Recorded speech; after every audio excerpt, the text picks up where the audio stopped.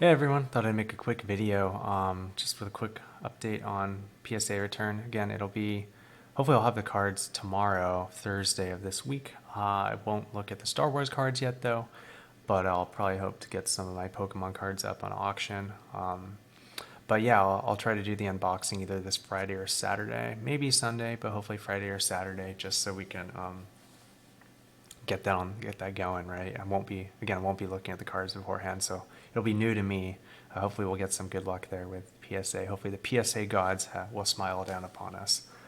But yeah, I wanted to make a quick video on diversification as it applies to collectibles and just some of my personal thoughts on that. Again, I'm not a financial advisor. I'm not telling you what you should do. That's up to you. And you could talk to someone at your local bank or whatever that sits at a fancy desk and doesn't have a messy room like this, sitting in a basement telling you what to do.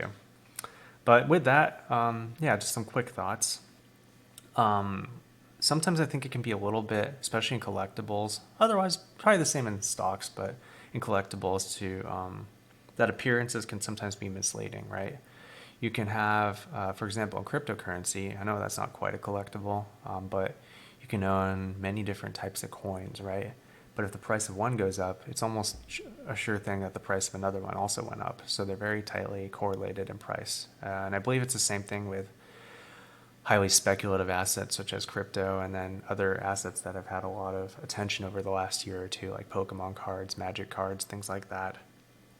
So sometimes it could appear on paper like someone's really diversified, but really they're not diversified in the sense of risk aversion, right? Because if one thing goes up, everything goes up. If one thing goes down, everything goes down. So again, may own a lot of different things on paper, but for practical purposes of risk aversion, it doesn't really give you what you would like to have with diversification, which is that resistance to that kind of up and down swing of the whims of the market.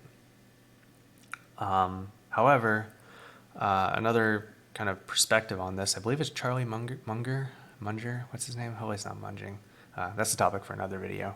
But that, you don't want to diversify into everything. You want to pick a few good baskets and then put your eggs in those, right?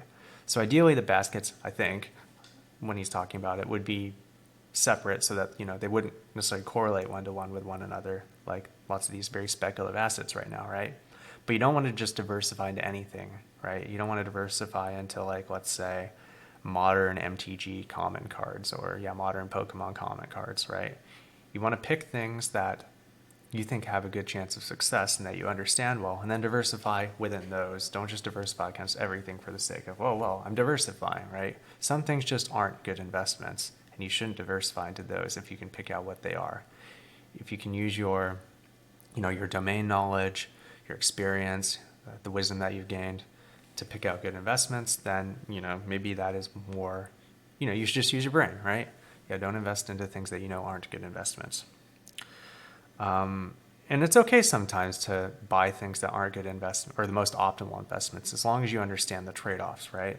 Like, I'm aware that many people enjoy the Hidden Fates and Shining Fates sets in Pokemon, right? The cards look really nice, they're really shiny, it's fun to open, but it is part of this whole Pokemon modern, in my opinion, bubble that's got a lot of attention on it, right? And I don't know if that attention is sustainable. So in the long run, the prices here may not go up. Maybe they won't even stay the same. Maybe it'll shrink. Who knows? But I don't think it will grow as much as people who are looking to it as an investment would hope, right? So I wouldn't put my money there. However, if some people really like the cards and they understand, well, maybe I'd be better off just from a purely financial perspective, putting my money in, like, let's say if I wanted to stick to Pokemon, maybe they would have been better off putting their money in trophy cards or like high graded first edition base cards, like the Hall of Loyals, right? Maybe they understand that, but maybe at the end of the day, they just really like Shining Fates or Hidden Fates, and if they understand, like, well, maybe it would be a better investment, if I put my money somewhere else, but hey, I like these cards a lot, that's all right. And maybe, who knows, maybe in the end they'll be right, and because they like the cards so much, maybe a lot of other people do as well, and it actually ends up being an all right investment. Who knows? Could be. Me personally, I wouldn't touch those modern sets, with a 10 or 20 foot pole from an investment standpoint, but that doesn't mean that, they'll do terribly for an investment. I just have my doubts because of some of the other fundamentals with them. So yeah, it's a little bit difficult because some of these concepts don't necessarily apply to Star Wars CCG, which is of course kind of the main focus of this channel as of now, because it's a game that's been out of print for like 20 years. Even the like easiest product to find, which is probably what, like maybe Premier, Limited or Unlimited, like the boxes of that, like even those are probably relatively difficult to acquire compared to like modern Pokemon boxes. So it may be a little bit of an apples and oranges thing, but I think some of the main warnings here still kind of apply, right? Like you don't necessarily need to diversify if you're looking at it from just a financial perspective across all the cards. Like some cards are just inherently more desirable, that sort of thing. Yeah, and just make sure to have fun too, right? It's not all just about Benjamins and money at the end of the day. Like it's great that we can do that with something you love, and why not, right? Because we do have financial like capital, and you need it to be in something, right? So what do you want it to be in? Do you want it to be in like just sitting in the bank where it's losing out to inflation? I mean, but there's something to be said for that if the economy turns and you have cash on hand. But that's again another discussion point. But you have to have it somewhere, right? So you have it in the bank, you can have it in stocks, but then you're kind of supporting the companies, which you may want to do or maybe not. Or you could have it in cards, which don't necessarily work for you, but they look nice, or maybe they have good memories attached to them. You gotta do something. There's no such thing as like sitting this out. You have money, you gotta put it somewhere. So for me, this is something where I really have good memories here with the Star Wars cards from back in the day, collecting these. I like the IP. It brings me joy, and I just get a kick out of trying to make, especially the graded cards here, a thing. Again, I think I mentioned in a previous video, I came back to my old card collection, and I think around 2018. Yeah, at 2018, I got my Charizard sent to PSA and all that good stuff. It was the year before the pandemic happened, about 1 year beforehand. And I looked at my Star Wars cards, and I was like, oh yeah, what are these worth now? And I was just so surprised to see that there wasn't really much, love around them yet, because back in the day, in like the late 90s, they were so popular, and there's just like nothing there. I thought it was the weirdest thing. So, I mean, well, let's make it happen, right?